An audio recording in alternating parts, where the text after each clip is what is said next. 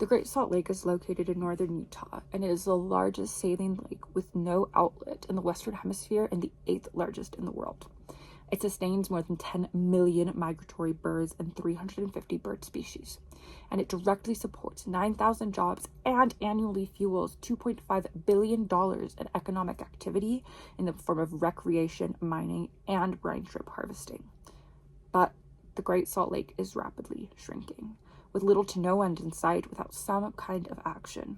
Without change, we risk losing our lake, which is so deeply embedded into the community, history, and culture of Utah. One that hundreds and hundreds of various species heavily depend on. I myself have been wildly uneducated on this topic until maybe about a couple weeks ago.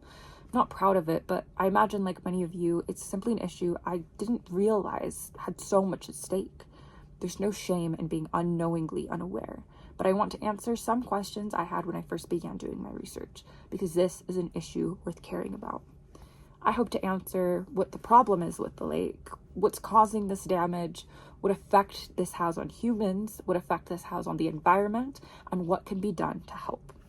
To keep this video digestible, I won't be verbally citing my sources, but they'll instead appear as numbers at the bottom of the screen, and I'll include the links and full citations correlating to the numbers in the description and at the end of this video. So let's go ahead and get started with the basics. What's the problem with the lake?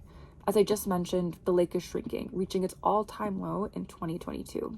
To be more specific, over the last 30 years, so since about 1995, the Great Salt Lake has lost over 15 billion cubic yards and is shrinking at an alarming rate of 4 inches per year.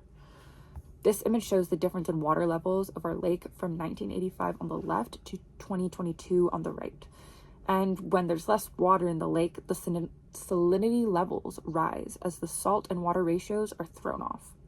When I initially heard this, I found it concerning, but I wasn't quite educated on how natural this sort of shift was, or if this was just something that kind of happens to lakes with time. So let's talk about it. What's causing this damage to the lake? The main cause I found to be pointed out by most scholars is the human usage and consumption of the lake water, which redirects nearly 2/3, so 62% of the river and groundwater flowing towards the lake. Agricultural use makes up just about 70% of that water that's redirected, and 80% of that agricultural water use is used for irrigating alfalfa and hay crops. You can see this further broken down in the charts showing water depletions in the Great Salt Lake Basin based on 1989 to 2022 averages, where you could pretty easily see how agriculture, specifically alfalfa and hay crops, dominate the charts. You can see another very clear major contributor to this lake shrinkage: evaporation. While evaporation itself is a natural and incredibly necessary process in every ecosystem, this excessive and damaging amount of evaporation is due to the rise in temperatures, mostly attributed to climate change. When we think of climate change, we often kind of think about how it affects animals and plants, but it's equally important to consider how this will harm us humans. So let's answer the question: what effect does the shrinking lake have on humans? The most notable thing is the effects of the exposed dry saline lake beds. This is an image of the lake beds being exposed as the water levels drop. The Great Salt Lake's lake beds are comprised of about 95% sand, but the remaining 5% is fine particulate matter that poses serious health risks during high wind events like dust storms. Studies have also found that very small particles of windblown can enter the lungs and even the bloodstream, causing hospitalizations, lung malfunctions, respiratory symptoms, and school absences, and even mortality. Not to mention the 9,000 jobs depending on the lake that I formerly mentioned. Many of these jobs are directly related to other environmental factors being damaged by the shrinking lake. So, what are their effects does the shrinking lake have on the environment? There are 3 key parts to remember here: shrimps, birds, and biodiversity. The Great Salt Lake is the world's #1 supplier of brine shrimp eggs, known as cysts, which supplies about 40% of all brine shrimp cysts across the globe. These cysts are dried and usually used in feeding an estimated 9 billion tons of many seafoods like crab and prawns globally. This in turn produces seafood worth about 80 to 120 billion US dollars annually. An estimated half of all shrimp consumed in the US depends upon cysts from our lake, which, when the salinity in the lake gets too high, stresses the brine shrimp out and they reproduce at a much slower rate. The shrinking lake has increased the ratio of salinity to water beyond the shrimp's optimal salinity range, leading to them to produce significantly less cysts. The lake also acts as a critical stopping point for over 10 million migrating birds per year. Many of these birds rely on the brine shrimp and flies as a primary food source. To summarize, the brine shrimps decline. The birds eat more than the brine can reproduce because they're getting stressed out from the high salinity levels, and so it gives the birds less food to eat, which causes the bird populations to decline. With the loss of shrimp, it could lead to a food web collapse. The effects of a shrinking lake are devastating and caused by major human influences. The good news, however, is this means the path to healing our beloved lake is potentially within our control. So let's talk about it. What can be done to help this? Many have suggested that importing water is the best solution in replenishing our lake.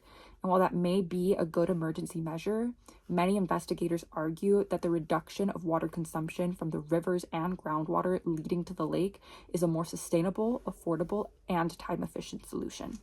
The harsh reality of environmental issues is that while we often have the information and statistics available to form efficient solutions, as the article Reducing Irrigation of Livestock Feed is Essential in Saving Great Salt Lake from Environmental Challenges in Volume 18, they point out these solutions are often politically unattainable.